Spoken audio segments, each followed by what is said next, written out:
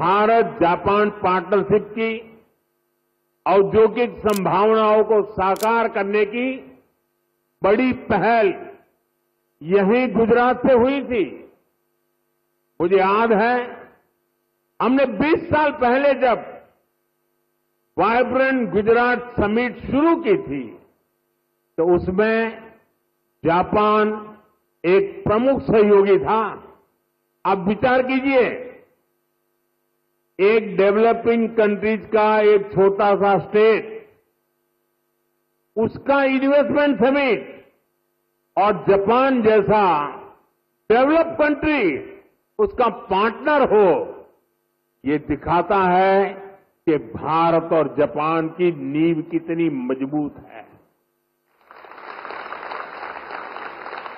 और मैं आज जब ये वाइब्रेंट गुजरात की यात्रा की याद कर रहा हूं तब मेरे मित्र यहां बैठे हैं, वो पहले भारत में एम्बेसडर हुआ करते थे 2003 में। आज वो भी यहां मौजूद है। अब वो रिटायर्ड हो गए हैं, लेकिन उनका भारत प्रेम, गुजरात प्रेम वैसा का वैसा है। मैं उनका भी स्वागत करता हूं।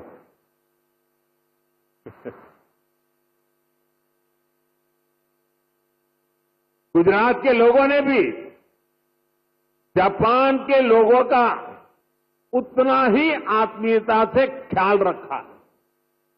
हमने इंडस्ट्री से जुड़े रूल्स एंड रेगुलेशंस जापानी भाषा में प्रिंट करवा कर दिए। जब मैं गुजरात में था, हर छोटी चीज पर मैं ध्यान रखता था। इवन मेरा जो विजिटिंग कार्ड होता था ना, वो भी मैं जापानी में बनाता था।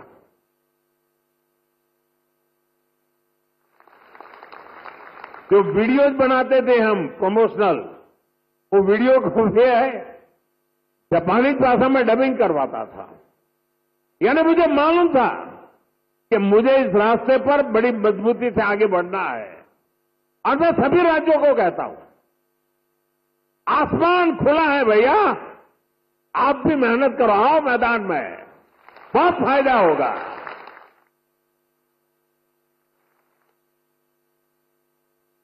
मुझे याद है शुरू में जब जापान के हमारे साथी आते थे तो मैं नया नया उनकी निकटता मेरी बढ़ती चली जा रही थी, तो उनकी हर चीज को मैं समझ पाता था।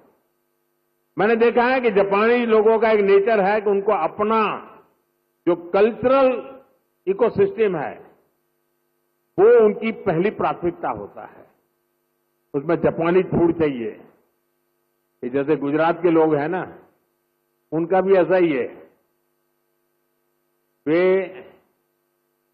गुजरात में कहीं सैटरडे संडे को कहीं न कहीं रेस्टोरेंट में खाने की आदी है, तो वहां जाएंगे तो मैक्सिकन फूड मांगेंगे, इटालियन फूड मांगेंगे।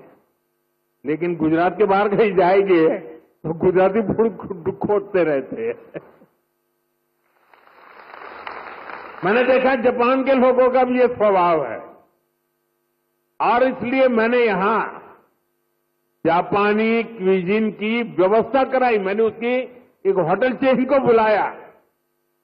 मुझे पता है, बाद में मुझे बताया गया कि भाई जापान के लोग हैं, गोल्फ के बिना तो नहीं चल सकता। मैंने उसको भी प्राथमिकता दी और अपने जापानी साथियों को ध्यान में रखते हुए हमने, जो गुजरात में गोल्फ का नामो निशान नहीं था, 7-8 नए गोल्फ कोर्स डेवलप किए। देखिए, विकास करना है, इन्वेस्टमेंट लाना है, दुनिया को आकर्षित करना है, तो हर बारीकी पर देखना पड़ता है। और हमारे देश में कई राज्य हैं जो करते हैं। जो राज्य पीछे हैं, मेरा उनसे आग्रह है कि आप भी हर बारीकी को अवसर समझिए और विकास की नई दिशा पकड़िए। इतना ही नहीं साथियों, हमारे स्कूल में, हमारे कॉलेजेस में, हमारे यूनिवर्सिटीज में बहुत बड़ी मात्रा में जापानी भाषा सिखाने को प्राथमिकता दी जा रही है।